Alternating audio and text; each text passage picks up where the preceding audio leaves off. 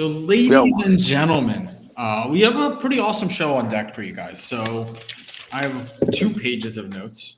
There's been a ton of things happening in the NFT community. A lot happening with crypto. And we're going to bring you all the news today with Crypto Casuals, where we basically are going to do kind of like a week in review, right? One episode a week is going to be kind of up-and-comers, artists, creatives, business people who are in the NFT or the crypto space trying to change it. And then it's going to be Cage and I, once a week, giving you kind of an update. So we're going to talk about 5 projects today. Raccoon Secret Society, a lot of interesting things there. Tom Bilyeu's Founders Key NFT, which I think has potential to be very similar to a Gary V. Friends project. I want to talk about Lions Club, but specifically from the Roar rewards, okay? And Stacked Toadz. Stacked Toadz. We're talking about Stacked Toadz today. That's the one I texted you about and said we make sure that that's one of the 5 we talked about, Stacked Toadz. Oh, is that right? I didn't get that message. Toadz. I apologize. Yes, that's the one. Stacked Toadz? Stacked Toadz. I want to make sure that's one of the top 5 that we talk about in the next episode of Crypto Casuals. That's the text. I'll find it for you if you want, but I'll have to go off camera. I believe you. Okay. So let's start in with that because, I mean, we're going to talk about, rising gas prices. Ethereum has gone up. We just got off an episode with where a gentleman who isn't in the NFT space had a great comment. He said, if you guys are such believers of NFTs, isn't ETH a better investment? So we could touch on that. But talk to me, why Stacked Toadz? Let's start off by saying this, right? If I were a new person in the space, if I were getting into NFTs, remember, this is not just an NFT show. We're going to talk about NFTs, but Andrew brings up a great topic to start off with, and it's Ethereum. It's Bitcoin over $60,000. It's Ethereum running. It's Crypto Casuals. Let's talk about anything crypto, anything in the crypto space. So my first question for you, Captain Crypto, which is what I'm going to call you on the show, not Coach Crypto, Captain Crypto, is if I were doing a clip here where I referred to myself as Coach Goldberg once in our first episode, I didn't know what my alias should be. I didn't know. I love it, man. So, but here's the fun, right? So if I were somebody who got into the NFT space in the last couple of weeks, and I had no patience, or I wasn't around to see that it, like any other market, had ebbs and flows and ups and downs and quiet periods and you name it, I would be running for the hills right now. Tell me why I shouldn't be running for the hills when you get into the space and all of a sudden it's basically no matter what you've put your money in, you have less money now. And you're talking about NFTs, right? NFTs, yep. I'm talking about NFTs. Well, okay, let's start with looking at the bright side. Because everything is priced in ETH in that ecosystem, your NFT, even if it went down, let's say 33%, ETH is up 50% in the last few weeks, right? It was around 2,600 a few weeks ago. Now it's at 3,800. It's hovering right at that price. So even though your NFT project might not be doing well, and across the board they've been hit pretty hard, and I think something has to do with the rising gas prices. You're still not down as much as it seems because ETH is up. So that's a promising thing. Okay. Sure. Another promising thing is how young we are into this whole DeFi space, right? The DeFi space. Okay. It's so new. Like I got to refer you guys to a Bankless channel, and they do a weekend review there as well. They're talking about how this is, a $60-70 billion industry if we just talk about DeFi. Compare that to, equities. Compare that to art. Compare that to even, other collectibles. Those are in the trillions. So the whole DeFi space is so young. Adoption is through the roof. And I heard a great stat. If you match up these charts with the 1990s, 2000s internet boom, the rate of adoption is demand, right? Strictly demand. We'll talk about supply side of NFTs in a second, but strictly demand. The internet was adopted at about 60% year over year. Okay, that's a lot, right? It grows 60% every year. Yep. Cryptocurrency space as a whole is growing at 123% year over year. So what that means is, just to use the NFT world, there's, let's say, 500,000 wallets on OpenSea. Next year, there will be 1,230,000. Wow. 2 million. Yeah. And then 4. And so it's fair to say you're bullish because of the way it's growing there, right? No, I'm pissed. It's growing because people are coming in. Why are you pissed? because my NFTs are losing money, and I'm a consumer and an investor just like these people, and I like when it goes. Yeah. So how is it that you can be so bullish on the numbers, right? That it's just going to continue to double when the people that are those numbers, remember, it's not just numbers. The people that are those numbers are talking about leaving the space because they're just getting hammered. How can you actually be so 3/4 of the Discords, the 99% of the people who are getting money in NFTs that are actually going to go down? Because 99% of NFTs are going to go down. So I'm bearish right now. I'm coming into this episode pretty bearish on NFTs. Not on crypto, not on the space, but on NFTs. Cage, because I'm young. I am young, but I've seen this before. And I saw it just a few months ago with sports cards, right? There you go. Slug that back. Yep. I saw the same game play out with sports cards where a lot of people came into the sports card world. They were promised, rainbows and butterflies and unicorns. You'll double, triple your money in overnight. Yep. Same thing happened with sports cards. And then when that couldn't happen, a lot of people were complaining, and there was this threat, this ominous threat of they're going to leave the hobby. And I said, good, let them leave. What's the thing you hate the most about the sports card hobby? Vegas Dave. Just kidding. And that's a gret answer, right? It's an influencer. Are you leading me to water like you would lead a fish to water? 100%. I'm taking this fish right back to the water. So it's a Vegas Dave. It is an influencer who uses that influence for their own gain, leaving people in the wake. And that is going to bring us to Stacked Toadz. There's an influencer by the name of beanie.eth. All right. So he tweeted about a week ago about a project called Stacked Toadz, right? It was a cool project, a DeFi project, one of the cool ones, right? Following on the Kongs with their banana coin, right? And the Kongs had flown. The Genesis Kongs were going like crazy, right? And even before we get too deep, not to cut you off, I know you get on a roll and it's like cool runnings and getting in front of those guys. Yep. Our Shadowy Coder can't join us today because he's with his shadowy girlfriend.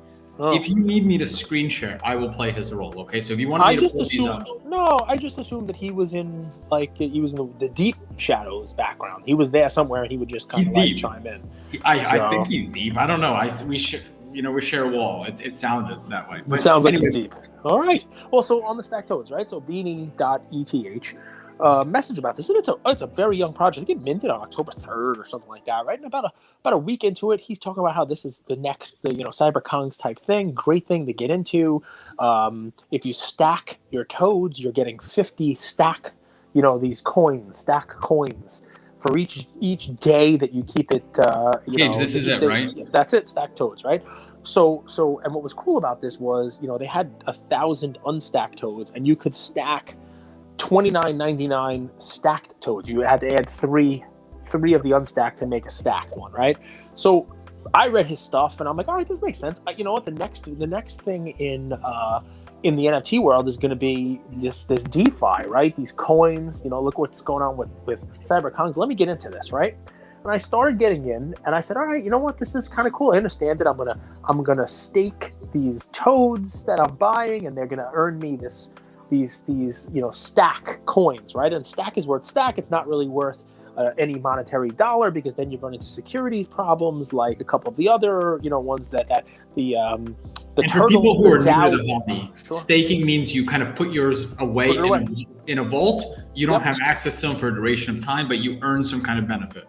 If you stake ETH, a lot of people stake ETH before ETH 2.0. They put it. It's good for long-term holders. They put it away. They can't access it, but they get a yield of 6%. Same thing here. You earn toads for how long you stack your toad away, right? Correct. You're earning stack is the coin, right? So the Genesis Kongs, they had banana coins, and even like normies like Darren Ravel were tweeting about how this thing was churning out $75,000 worth a year or whatever it is, and blah blah blah, because they were actually you go on Dex Tools, you go on Uniswap, and you can actually swap it out for ETH, or you could swap it out for US dollars. So I'm like, all right, this all makes sense. The guy's talking a lot. You're making a lot of sense. Let me get into this. And at the time I got in, the Stacked Toadz were a little north of 1.5 ETH, right, per Stacked Toadz, which is, I think they minted at like 0.03, right? So obviously they had heck of a run. But he's like, I'm going to get in. I'm going to buy this stuff. I'm getting in. And, I'm not going to follow what he did or didn't do, but there's a couple lessons. Number one, right, he is no longer in the project. All right, there were some issues with the project. There was an exploit of the stack token, a whole 9 yards. But I will say this. What I will say is, at one point in time, I had purchased 4 or 5 Stacked Toadz for approximately 1.5 ETH each. Let's call it 6 ETH. And 2 or 3 days after Beanie started talking about it, right? So, I always say do your own research, don't follow people, right? After he had started talking about it, 2 or 3 days, and I had owned this now, so I'm only in it for a couple of days. Now, Genesis Kongs were flying, the zombie toads were flying, the crypt toads were flying, all of these DeFi, coin earning NFTs were flying. Which could be comparable to a dividend stock. Is that fair? I mean, no, because it's not a security, but Right. but yes, in layman's terms, basically, you're keeping your item off the market, and they're paying you a return so that they can provide a utility of value to their coin, which eventually is supposed to be used for things. There's supposed to be a utility for that coin, that stacked coin, whether it's a game, an arcade, whatever it be. So, are you doing the math, Cage? I'm just trying to get it. Of course. Like, if I hold this stacked toad for 90 days, and they have their own website where it tells you, okay, if it and when I bought in, it was about $1 per stack, so it was 50 stacks, so it was $50 a day per toad, and if you had 4 of them, it was $200 a day. At one point in time, I had several dollars. 2 days after Beanie tweeted about this, just get this, okay? Because lots of lessons. 1, do your own research, but two, don't be greedy, because I am greedy and made several mistakes. 2 days after Beanie tweeted about this, the floor price on Stacked Toadz went to 4 ETH per. Wow. 1.5. And the token was $1.30 approximately per, right? So I'm sitting there with about 1,000 of these tokens. It's $1,300, not a big deal, but I have 4 of these, and I'm like, I could cash out now, but I'm going to cash out. I'm going to cash out a couple ETH, and these things could go to 10. Everyone in the Discord is going crazy, right? Because there's no adversity. This went from mint up. Now you got Beanie in here. You got all these people buying on him, telling you get in on 4 ETH, you name it, the whole 9 yards. These things are going to be great. And so, number 1, should have sold. Okay, obviously, hindsight, should have sold right there. Number 2, as they start to come down, I'm like, all right, you know what? I see them start to move. They start to. Can I stop you? Because this is a beginner episode. Sure. You bought it. You had several at 1.5. 4 of them. You had 4. And they went from 1.5 to 4. We always talk about entry strategy, but I've learned this from sports cards. Exit strategy is equally important, right? We always think in all or nothing, but there is opportunity in these scenarios where you can sell half and you hold half. So just something to learn here from our experience. So overall, guys, I just want to make sure you guys know, in NFTs in the space this year, I am up, even with these nightmares. And I want to make sure you know, anybody who only shows you their wins and doesn't show you their losses is a liar. Anybody who shows you only their wins and not their losses is somebody you shouldn't listen to, because it's somebody who's hiding things from you. And I want to come out there and tell you about my losses, just as I'll tell you about my wins. And I think that's important, right? And this is a loss, and it's a learning loss, right? And it's left a bad taste in my mouth. But you know what it is? When something starts moving up like that, and you got people in it, and you got the Discord going crazy, everybody's whipping up, and you talk about Lambos and flying past the moon and all this stuff, you think to yourself, what's a couple $1,000s when you've already made significantly more than that this year? This is the one that could be the next one. Look at what Cyber Kongs are doing. Look at what the Kongs are. Look at the Banana Doll. This could be the next one. It's already got this Beanie guy in it. It's already going crazy. Well, listen, I wound up buying 12 more of these on their way down, right? On their way down, with an average price about 1.1 ETH total on all 12, let's say. So I bought them as I didn't buy them at 3 or 2. I bought them, more as they had come down, thinking, all right, they'll go back up. Beanie obviously exited. At one point, the coin itself was a penny. The stack coin was a penny. And I believe the floor on the Toads is now 0.35. That's accurate. From 4 ETH, as we do this episode, at 0.35. I exited higher than that, because at some point you have to take your loss. You have to leave, you have to get out, and I did, with a pretty large loss on this. And lots of lessons to be learned here, right? 1, don't just follow somebody blindly, even if what they're saying makes sense. I mean, I started doing a lot before. I didn't jump in as soon as there was a tweet. I jumped in, did some research. I'm not an expert in this area, but it sounded like the next frontier, plus everything was going good. Could you make an argument that this was just doomed for a lot of reasons? The DAO turtles were taken off because of some uncertainty by OpenSea, and this was a similar thing. So a lot of uncertainty crept in because people were like, this thing could get delisted. Overall, NFT market has gone down as the price of ETH went up. A lot of things working against it. There was also an exploit where somebody basically cashed out something like 30 or 40 ETH worth of the coin, just tanking the price of the coin. A lot of stuff going on with it. It definitely cut into my profit on the year by a nice little chunk. And what are the learnings? The learnings are, so number one, don't just follow because somebody's saying that they're doing it, because chances are he had already been buying significantly at one point. And of course, magically, just by luck, his exit was at the peak, right? And you're watching his wallet as this is going on? I mean, yeah, you watch the wallet, but obviously, people do things in different wallets, right? People do things in other wallets, right? People don't do things in their own wallet up front. Maybe they buy 1 or 2 in their wallet. They buy 20 in another wallet, or their friends are buying them, and that's the one they're selling on. You know what I mean? So I'm not saying that's what happened here, but that's that's one of those things you got to watch out for. That's one, and we talked about that, with scams out there about people minting things into other people's wallets. You have to be careful with that. This was like phase 2 of that. The bigger thing, of course, is taking profit. You know what I mean? And it's very difficult to do that in the moment. It's easy to say it now. Obviously, hindsight, I had those 4 when it went up to 4, and so it comes down to 3. I should have just sold all of them. Can I ask you something about that? Sure. Go ahead. So I already could tell we're going to be the most popular and the most hated NFT show out there because we call it like it is. It's the way we are in the sports card hobby. It's the way we're going to be here. Is it more difficult to take profits in the NFT space because things move so much quicker, right? With sports cards, you have maybe a day, 2 days, a week to think about it, right? Let it marinate. Let the brisket, smoke a little bit. Here, you have to make decisions like that. Well, I think it's tougher here because of what you have going on, right? I mean, if you just go on OpenSea and spend an hour, it's not hard for you to find something that cost very little 6 months ago that blew up for whatever the reason it was, right? And there's no rhyme or reason as to why it was the one that blew up. Whether it's Fidenza, whether it's, I could literally spend an hour talking about the different projects that have blown up. And while you are in it, right, when you're in it, when you actually have money in it, not when you're pretending that you have money in it and you're doing a show about it afterwards, telling people how to take profit. But while you are in it, right, it's very difficult to separate yourself from that emotion. And that is something I have to learn from this, right? Because while you are in it, you get swept up in the Discord, you get swept up in the groupthink, you get swept up in the, oh man, this is the next one of these. We are all getting rich on this. We are all gonna retire. This is that life-changing wealth. This is that generational wealth we're making off these friggin' toads. You know what I mean? And that, looking back, it's the dumbest thing in the world. Because why should this thing be any different than anything else? But you still have that in your brain. You have that. Oh, come on, look at how much money these people made on apes. Look at how much money these people made on Fidenzas. Look at how much money people made on a CryptoPunk. It's a shame because you start saying, well, why can't we be the ones? Why not us, right? Why not us? And you're in that group and everybody's talk. Don't worry, this is now a bargain. Sweep that floor. Look, they were 4 ETH yesterday. 2 ETH is a bargain now. And, half those people who are saying that are probably just looking to exit now at 2 ETH. You don't think that while you're there, but that's really interesting though. Like we're very much in a tribal culture, right? Yep.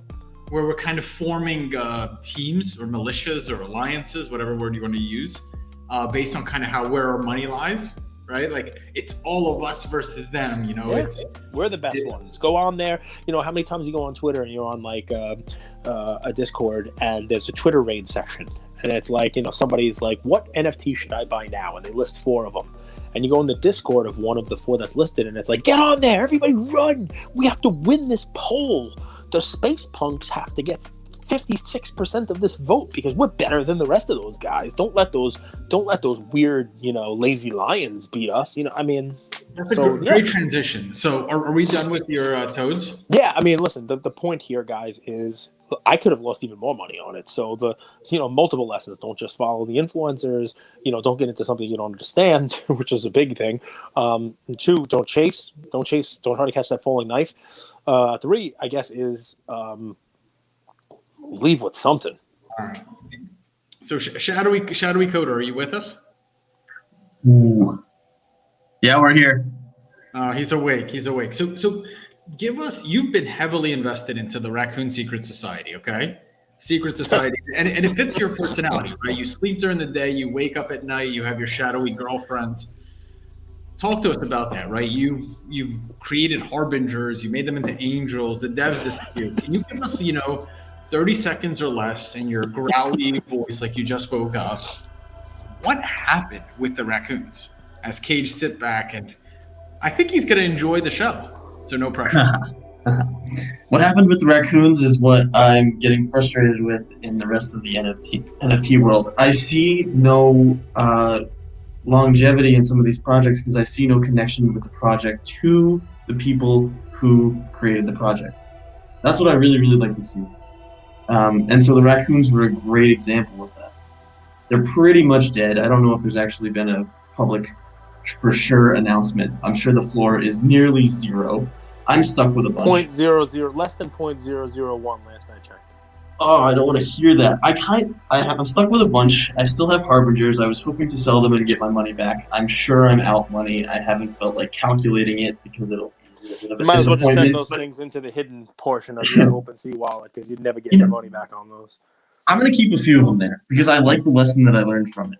And everyone's going to have to learn this lesson sometime, and the raccoons were the one that taught it to me. Also, I kind of like the art, so I'm going to keep it. I'm going to keep it visible. It'll just be my own reminder and pleasant. I want to ask a quick question though, because and Cage, you want to say something? About the raccoons, 100% I do. Well, they had their their come up. Then they had their apocalypse, right? Which they canceled their project previously just to do like a big haha, and then they brought it back to life. So if there's any project that can be brought back to life, is it this one? No. What's funny about it is that it is a great study in NFT culture, because if you go in there, you go in the Discord and you read what's going on in there, there are people who are like believers in the project, like almost cultish. Like, wow, don't worry, they're going to still come out. They're still going to be there. This is going to still be the greatest thing, the art, the whole deal. And our Shadowy Coder, I think the best part of what you have here is, if we take one thing from this, it really is 99% of NFTs that are being made right now are going to zero. Let me say that again. 99% of NFTs that are made right now are going to zero. Not the moon, zero.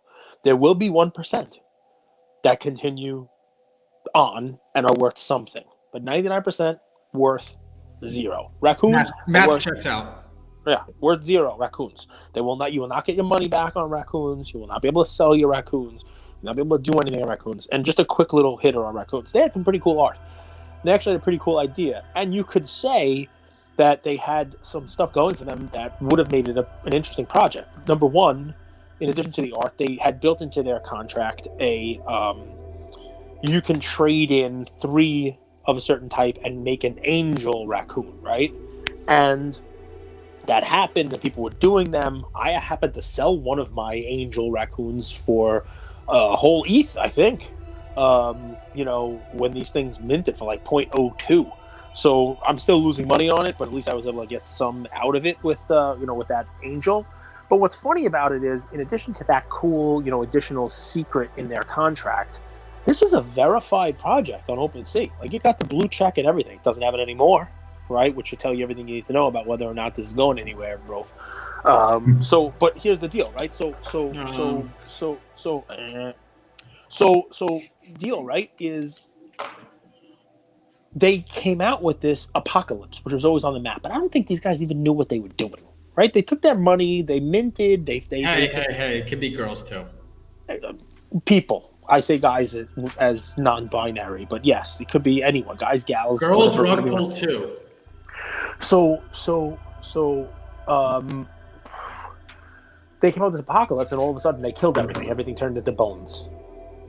And the prices started going back up because the narrative there was, look what we just did to you. This can be done to 99% of the projects out there. The people who own these projects, people who did these projects, can kill the metadata. They can take your artwork, your funky looking, ape or whatever it may be. You think you have a rare one, it can be turned into monkey bones. They can do whatever they want with it because they still have control over it and you have nothing. And it was a cool little, this could be held out as one of those, lessons about the space, the whole deal. But then nothing happened. I mean, there was all right, are they bringing the art back? Are they not bringing it back? I don't think they even had a plan. I think they were flying by the seat of their pants. They were going by what was in the Discord. And then all of a sudden, the raccoons came back, but they were like zombies. And their brains were hanging out, and they had scratches and bones hanging out of their faces and stuff like that. It kind of looked a little weird. And then the developers disappeared again from the Discord. And you can't really sell any of them. And our Shadowy Coder friend is going to be stuck with them. But he's stuck with less than me. So I believe I have over 100 of them. Oh, sugar. So let's keep moving. So we have 2 losses. Wait, hold on. I want to go back real quick. Yeah. Because I think we might have glossed over this too fast, and I want to add a little nuance. Yes, nuance. The part that before the nuance, the part that was exciting about it was you kind of didn't know what was going to happen. I like that mystery in the project. I'd like to have a little more security in the mystery, but I'm just noticing that the mystery was part of the fun. I stuck around too long in that project because I was like, oh, they might turn it around, and I'm just witnessing my emotions get involved in that bet, which was a bad idea. But so another thing, about that. Go for it. Because the next project we want to talk about is the mystery security is Lazy Lions, right? So I have here, Lazy Lions, their floor has been dropping, but they're hiring staff. They have a new marketing strategy, and that's all coming out in a month. So you have security layered on by mystery. Is that something that's, maybe a better roadmap? I know that's the popular word in the NFT world. Is that a better roadmap to invest in? Did you take this? So going along with my bear theme, and I want to make sure everybody knows, we've talked about Stacked Toadz. I owned them and no longer own any. We talked about Raccoons. I own a ton of them, but I'm not telling you to buy them. Lazy Lions, I own 6. And I own 6 significantly higher price than what they're at now. I believe the last time I checked, the floor on those was approximately 1.185 ETH. 1.185. I'm sure that has moved. Maybe it's 1.2 now. Maybe it's 1.15. Down significantly over the last couple of weeks, down about 40% in the last week or two. But most things are down. So what is it at there? 1.19. So I said 1.185. So I'm pretty darn close. A little bit of research goes a long way, folks. What's exciting is they still have a tremendous amount of sales every day. So I like this one for a couple of reasons, right? I like the team behind it. I like the fact that they are pretty energetic. But here's the fun, right? It hasn't really had this type of a dip since it started. And if you take nothing away from what I'm going to tell you about my bearishness on NFTs presently, take this from our episode, right? Take this from today's episode. I could be dead wrong. I can come on and be bullish a week from now and be like, everything turned around. What a great weekend we had. NFTs are flying. Brr. More than likely that will happen.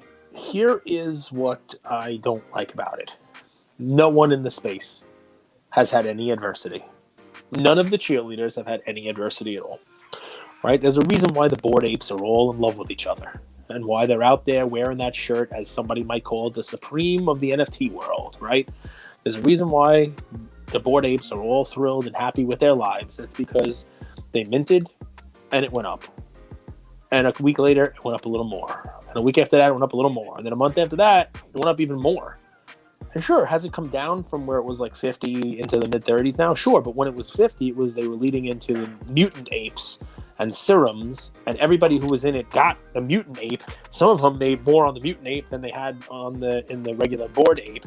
Prior to that, they had Kennel Club, and they had all been making money hand over fist on these things because the going was good for them the entire time. Well, you have that type of project, right? You have people who are in that, and you have the other type of projects that start off mint and then go to nothing. There hasn't been anything in between. Right? There have been these high flyers where everybody's making money and everybody's in the Discord and everybody loves each other.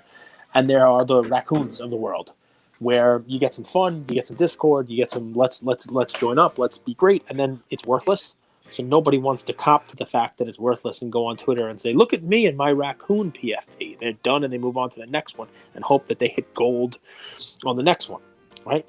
I think what you're going to start to see, and I see it with Lazy Lions, is it's in the middle right now. It minted, it was around for a couple of months, and it's slowly and steadily growth. It had growth. It grew. People were in it. They minted it. They bought it, and they bought in, and the price went up, and the price went up, and the price went up. Oh, we're starting to see the price come down now, and I'm seeing less people so happy to be owning Lazy Lions. I'm seeing less people in the Discord thrilled about we're the best community out there. Why? Because now a good chunk of the people in the Discord bought for higher than the price is right now. And it's not we're all driving those Lambos together as the Lazy Lions like it is in some other communities that all made that life-changing money already. And it's an interesting time to be there because it could go a couple ways. One, it could go right back up, which would be fantastic because then, they've had some adversity and they've thrived through that adversity and they are stronger because of it. It could just kind of middle where it is now and just stay there, or you could have very possibly a race to the bottom, which is why the floor is doing what the floor is doing now. The floor was at 2, the floor was at 185. The floor kind of in what everyone was calling in their Discord last week a nice consolidation phase, which is natural for things in the market to consolidate between 1.35 let's add value and 1.4. with that, and I'll regardless of what you're holding. While we're doing this, can our Shadowy Coder go into the Lazy Lions Discord if he's in that and pull up the message that they did, because I want to read that. I want to make sure that we have that. The last announcement from them. But go ahead, talk about it. What you were going to say. So a lot of the topics that we're going to bring you, and guys, this is going to be an evolution. This is our second episode. We're going to be doing this for a long time. We're going to ride the ebbs and flows, the highs and lows of this world. So this is a marathon, not a sprint, and I hope you'll stay with us because we'll be here.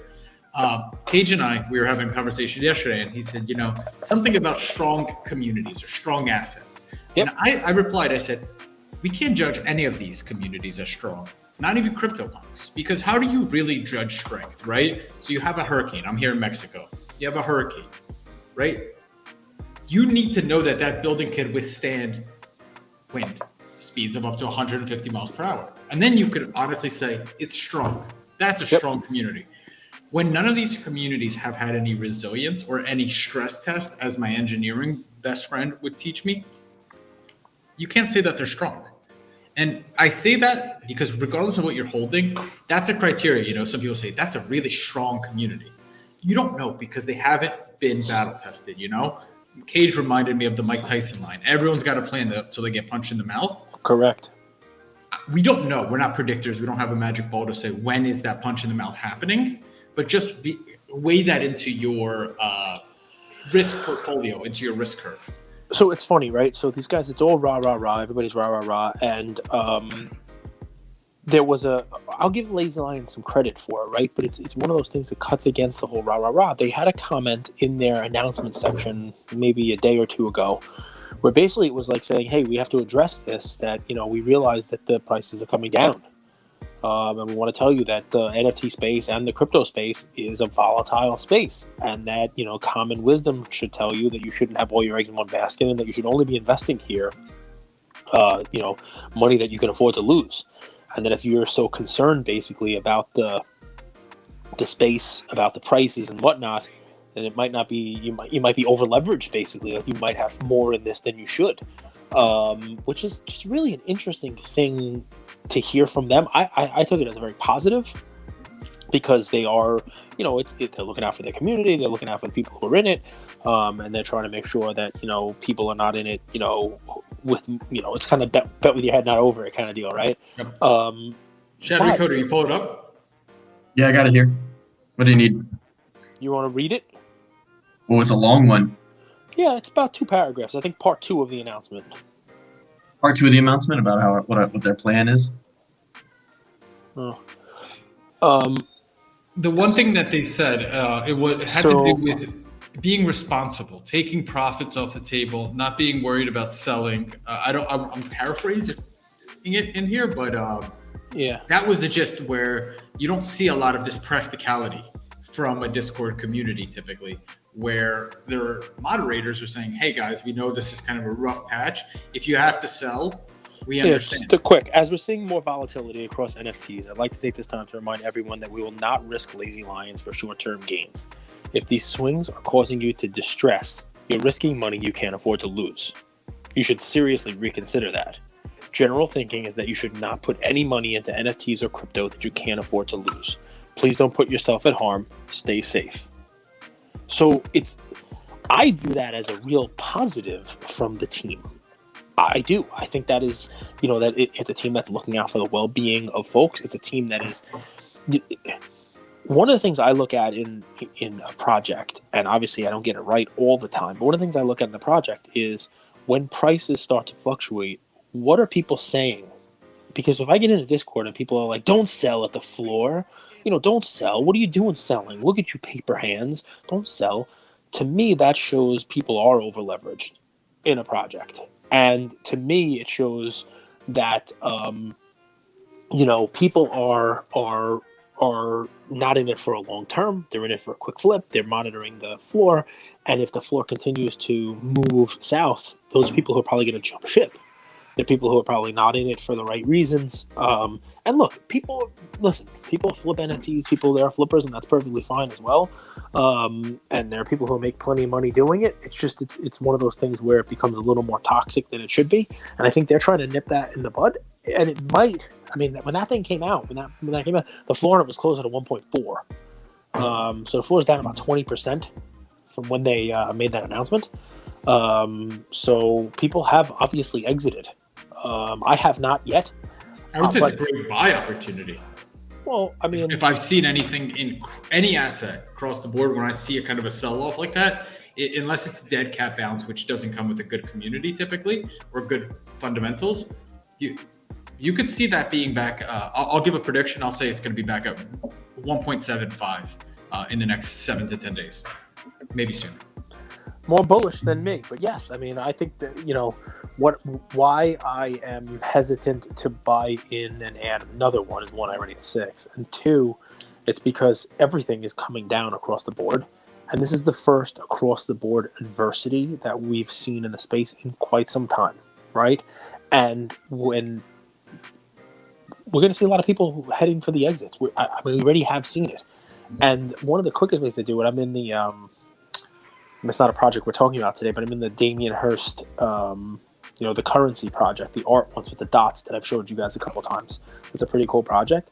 But what I look at is the completed sales. There are people taking, it's so funny, we say ETH and WETH. There are people taking the WETH offers, the wrapped ETH offers. Which are traditionally lowball offers. At an ETH or 2 below floor, just to get liquidity, just to get out of the project significantly lower. That's a panic signal. You know what I mean? And it's an interesting thing to see. It's human psychology, a little bit of sociology involved in what's going on. When the going's good, everybody's thrilled and everybody's making money, and we're all going to the moon together on Elon's rocket ship. But when the first signs of adversity hit, you can see people selling 10 minutes after they buy for less than what they bought it for, which is just, it's a weird thing, but people do it. I want to add a little bit on. Yeah, sure, shoot. We're only doing 3 projects per episode because these are going to be 2-hour marathons. Go ahead, Shadowy Coder. Yeah, I want to add on to what Cage was saying because I'm learning new stuff every day. What's that? We already did 3 projects. You do more. Go ahead. I got energy. But I want to add on to what Cage was saying. Everything I do is a learning experience. Learning smart coding contracts, learning about NFTs. In this case, I had a good learning opportunity with the Lazy Lions, as well. As you mentioned, they've been dropping in price. I bought them actually at the high. I bought one at the high. And so now I've just been eating losses this whole time. And then this would have been a good segue into the legendary keys, the Founders Keys. But I really wanted to buy into a new project. Yet I had no ETH left in my wallet. I'm operating on a kind of a small budget, and I really wanted to get into this new project. The only way I could get there is if I sold one of my other assets at a loss, which kind of hurt. So so selling your lazy lions at a loss is a pain, but you can avoid it if you bring over a lesson from the kind of like the traditional finance world and the personal finance management world, which is to have kind of an emergency fund if you need. Like, you don't want to be stuck at the wrong time having to sell your NFTs. Like, you want to be able to choose when you sell them instead of being forced to sell them. So luckily, because I have an emergency fund, actually, I just have a really good friend named Andrew Goldberg. He was able to help me, fix that low bank account problem and get the NFTs I really, really wanted to be in without having to take that hit that I was worried about with Lazy Lions. That's what cash flow does. Cash flow is a big deal. You're absolutely right, Shadowy Coder, because you're in control when you get to sell on your own terms. When you have to panic sell or emergency sell or you need liquidity, NFTs are not the best asset to have. You're better sitting on Ethereum or Bitcoin or something very liquid like that is fungible, right? That doesn't have any uniqueness, so you can be in and out. I know you wanted to, Shadowy Coder, I know you wanted to say something about the raccoons. Can we save that till the end? And should we transition into the Founders Key NFT with Tom Bilyeu that was minting this past week?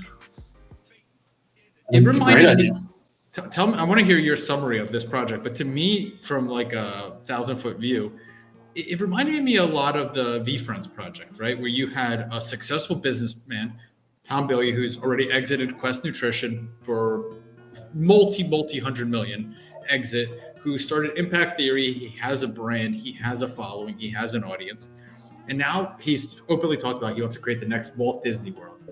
And now he's getting into the NFT space. So what attracted you to the Founders Key NFT? Yeah, this is great. This is the reason I was late. I was basically talking myself off a ledge. I'm worried. With your shadowy girlfriend friend? With your shadowy girlfriend? You're both on the ledge? No, this is somewhere else. Dude, I have a new opinion now, and I hope you guys disagree. But I kind of think we just talked ourselves out of a podcast, because there's only one kind of NFT I ever want to buy again, and it's this kind of NFT. It's right on the same page as Gary Vee's NFT, and it's nearly the same thing with its own kind of utility and its own kind of group and its own person with a reputation at stake at the top. And we talked about this earlier with the raccoons. The owners, the project creators, had no reputation at stake. They had no connection to the project or the community, but this one is totally different. And these, for the foreseeable future, this is just the kind of investor I am. Every investor's different, but for the foreseeable future, these are the only kinds of NFTs I ever want to buy again. I have my thoughts on it, but Cage, you're looking at the high heavens. Well, I remember looking at this one, so I'm the only one who didn't get in on this one, and maybe that'll change. I did not buy in on it on pre-mints or whitelists or any of the fancy stuff, and there's one reason for it. And I looked at the webpage and I tried to do my research on it. I don't know this Carl Bilyeu guy because his name is Tom. I don't know this guy at all. I don't know anything about him. I know a million other meth heads who want to be the next Walt Disney, but I guess this guy is going to be the next Walt Disney. I have no idea. It's just one of those dreams a lot of people have, I guess. But I looked at the website and I said, you guys listening will get to know this guy. You guys will get to know Cage. I said, this guy, the roadmap on this, it looks like, this guy's promising you the world. There were like 87 television shows, 14 networks, 57 maids of milking, and a partridge in a pear tree on the roadmap. And I'm like, holy cow. What?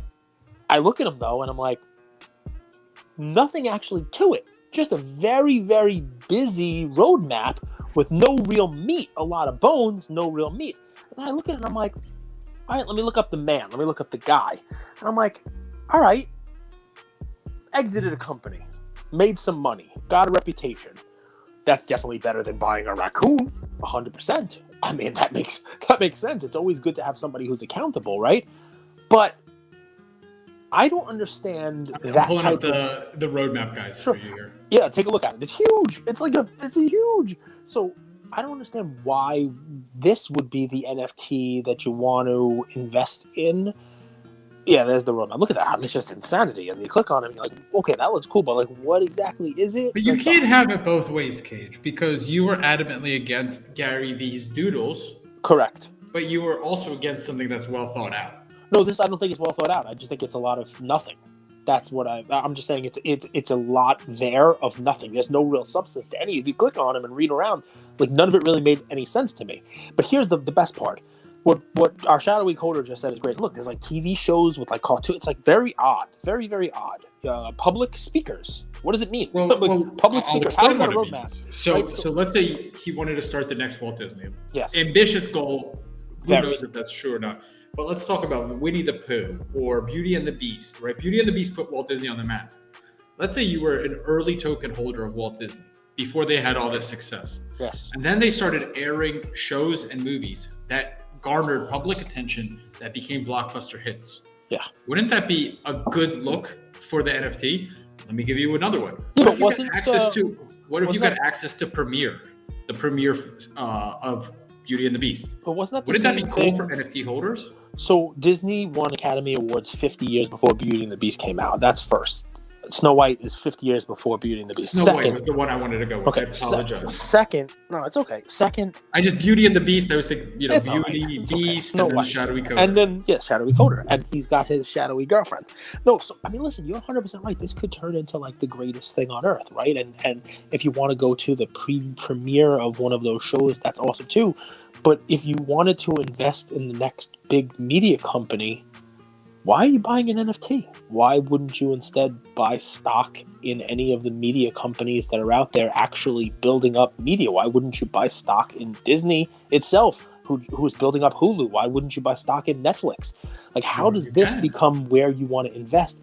You didn't buy an NFT that gives you access to, like, at least the Gary thing, which I was against. At least I understand that. It's 10,000 rabid Gary fans who want to meet Gary and go to a Gary VCon convention and have their names attached to Gary and have something that's an investment in Gary. Gary's not publicly traded. You think most of those people who bought the NFT want to meet Gary? So they're paying $10,000 to meet Gary or $33,000 to meet Gary? At the time, they didn't pay $10,000. I think the initial people who were in it paid a half an ETH was the floor price to get in initially. I mean, and at the time, it ran from about $1,800 to $4,000. Say what you want about it at the time, but most of those were $2,000. And yeah, the convention was a big part of it, but also it was just, they were supporting somebody who they were fans of. Now, I don't know this guy. What your bull case on this would be is, if you think this is a better investment than the media companies that are out there, if you think this is like investing in Amazon before it was Amazon, then this is a bull case. Then I'm with you guys. I just don't know this individual. I don't know the person. I don't know how selling a nutrition company, exiting a nutrition company, makes them the next potential media mogul or media conglomerate. And I also... Well, they've already run Impact Theory for close to 5 years and have close to 1 billion views. And I've watched some of his stuff. By the way, if you're listening to this, I would go watch his interview with Robert Breedlove, which was incredible on just like the history of money. So he puts out a ton of free content, similar to what Gary does with Impact Theory. Right. But, I mean, there were also the Stoner Cats seemed pretty similar, right? Where Ashton Kutcher and Mila Kunis were going to make cartoons out of that thing. And then, like, I don't think you don't think they're going to do it? I don't know if the NFT itself is the method for you to be an investor in those things. I mean, what's funny about it is, even with the detailed roadmap as it is, what you get when you invest in like a publicly traded company that you think is going to be the next media conglomerate, you get dividends, you get a security, you get quarterly meetings, you get, annual reports. You literally get security, right? That's what a security is supposed to do. You get a piece of the company, right? You get a piece of it, right? This one here, I mean, I read the roadmap and there's a lot of plans on it, but it doesn't really tell me what you get, right? If you're looking at this as an investment in this person and his future as the potential media conglomerate, I mean, do you get like, you can't, it's not a security, so you can't get a piece of his success. You can't get a piece of the company per se. So, I mean, it's an odd thing. And our Shadowy Coder makes a great point, right? That if people are out there, buying NFTs because they want to have an avatar, right? A PFP of a monkey or an ape or a raccoon or whatever it is, why do that when you can do something like this? when you believe in the person who's on top of it, when you believe in that person because his reputation is at stake and he's already succeeded so much, and it's not somebody who could be a rug pull and just disappear. All those are great things. But you also have those with almost every investable company with actual regulation behind it as well. I mean, the difference would be, I don't know this guy, Gary Vee. If you're a Gary Vee believer, you can't invest in Gary Vee as a security. You know what I mean? If you're a believer, there's also another little on my headphones. There's also another layer. You have to invest in those companies using fiat, and a big part of the people who love the NFT and the DeFi world is they love Ethereum almost. Yeah. I would believe to say that they love Ethereum and Bitcoin and cryptocurrency more than they love the NFTs themselves. They're believers in this decentralized finance, and that led them to buy art or projects through decentralized. You can't do that. You'd have to invest with fiat. So there's that. We're at 50 minutes. These are supposed to be 30-minute episodes. I believe we're going to have to go to 2 or 3 of these a week at some point. I love this, by the way. I love it. This is a great conversation, man. I mean, because we get to talk about like all ends of the spectrum. We get to talk about all the different kinds of projects that are out there. And just as easily as we say, nothing's really a blue chip because nothing's had adversity, something like this. Oh, it's kind of like VFriends. Well, VFriends is like 4 months old. That's right. A 5 month old now, I guess. Let's talk about gas prices, but first I want to go to you, Shadowy Coder. You mentioned you wanted to add a little flavor with the raccoons, and I skipped over. Let's come back to that. Yeah, the nuance I wanted to add, thank you, is what happened. They changed the pictures, they changed the PFPs into bones. And that didn't make sense to me at all at first, so I just want to add a little clarity, because I thought that once this contract was submitted to the blockchain, it was immutable. It was stuck. It was as it was. I was surprised to see anything change about it. So I just want to highlight this difference, though. There's kind of 2 parts to most of these projects. There's the blockchain part, which is the smart contract, which is the thing you do interact with. But then there's also the metadata, and the metadata actually doesn't exist on the blockchain. Metadata doesn't exist on the blockchain. It is the GIF. It is the picture. It is the PFP. It exists elsewhere on the internet under locked access, so like not anyone can go see it, but it's under there on the public internet, because it takes just a vast amount of space in order to store all these JPEGs. So they don't have the money, and they don't want to spend the money to store it on the blockchain. So that's the only reason that they could change these profile pictures. Everything is on the public internet, and that's where they can still have access to it. It's no longer immutable. Our Shadowy Coder knows that when there's integration of other things besides Ethereum, when there are other like Polygon, when there are other forms, it'll be a lot cheaper to store that metadata out there and actually get those up on chain, let's call it. But using Ethereum, you're right. I mean, to get the metadata up on some of these projects, it would just it's cost prohibitive. So that leads us to gas fees. So like, I'm curious, it costs you money to delist. It costs you money to send these. Most people, are doing this with, let's say 10,000, 3 ETH budget or less, probably even less than that. And if these NFTs, for example, are 0.07, 0.08, 0.3 ETH, and just to list them, or just to delist them, or to sell them, you're basically spending whatever the money, like half, if not more. That's a really weird proposition, right? That's not a good thing for the hobby, for the NFT community at all. I think it's the biggest thing making people bearish on it now is the gas. I think it's the biggest problem, the biggest, reason why we might not have a quick turnaround. Do you believe that gas is completely out of its, how do I word this? Gas prices are set by natural factors, or do you think there is an element of manipulation? I think the whole space is manipulated. So if you told me that gas is manipulation, I wouldn't be surprised either.